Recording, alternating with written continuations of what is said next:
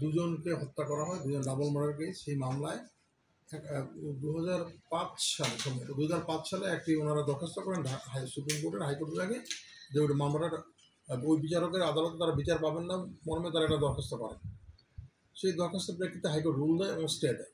সেই স্টেটা 2011 সালের দিকে 11 সালে যখন কোর্টে আসে তখন আদালত বলেন যে যেই বিচারকের বিরুদ্ধে ওনারা অভিযোগ আনছেন সেই বিচারকই তো 10 বছর থাকার কথা না, উনি তো 10 বছর এক্সটেনশন নাই, এটা তো ইনফ্যাক্ট হয়ে গেছে এবং উনি রুলটা ডিসচার্জ করে সেটা ভ্যাকেট করেছেন। কিন্তু দুর্ভাগ্য হচ্ছে কি জানেন, এই মামলার রেকর্ড আর আদালতের আদেশটা পৌঁছায় নাই সেই বিচারিক আদালতে, এবং যার ফলে মামলাটি প্রায় 30 বছর ধরে বিচারাধীন হয়ে গেছে এবং সেই মামলার সকল কার্যক্রম শেষ, শুধুমাত্র আর্গুমেন্ট শুনে জাজমেন্ট দেবেন তখনই কিন্তু এই ঘটনাটা ঘটেছিল।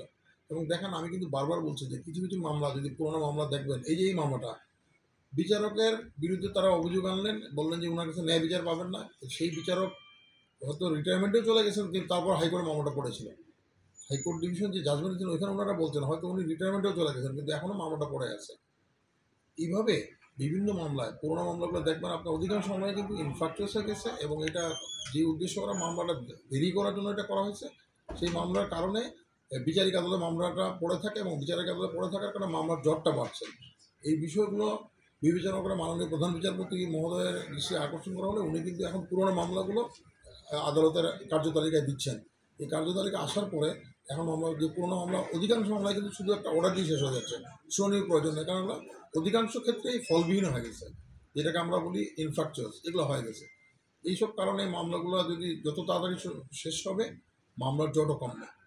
দেখেন, একটা ক্লাসিক উদাহরণ হচ্ছে এই বর্তমান মামলাটা। এই ফাইলটা কীভাবে পাওয়া গেল? এই ফাইলটা উনি যখন আমাকে বললেন তো আমি নিজে একটা চিঠি লিখে রেজিস্ট্রার জেনারেল মহোদয়কে আমি একটা চিঠি লিখলাম, লিখে বললাম যে এই মামলাটার বিষয়ে ওনাকে যে গরিব মানুষ উনি আসছেন ওনাকে জানানোর জন্য অনুরোধ করে উনি ওনার অফিসারদেরকে বলে রেকর্ড রুম থেকে রেকর্ডটা বের করে নিয়ে আসছেন, উনি এনে আমাদেরকে সই মোহর নকলটা উনি সরবরাহ করেছেন। তখন আমরা নিয়ে এখন বাকি ব্যবস্থা করবো। আমরা ইতিমধ্যেই সলিসিটর মহোদয়কে জানিয়েছি, উনি জানাবেন ওই আদালতকে, আদালতের আদেশের কপিটা উনি জানিয়ে দেবেন।